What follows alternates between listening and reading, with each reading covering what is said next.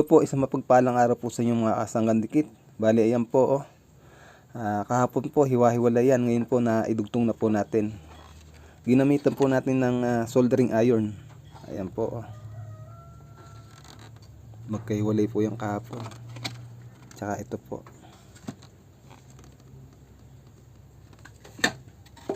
Ito rin po.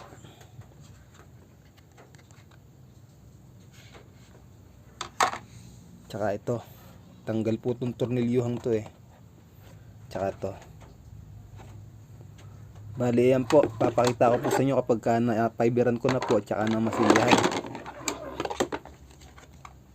Mga kasanggan dikit, isang mapagpalang araw pong muli sa inyo.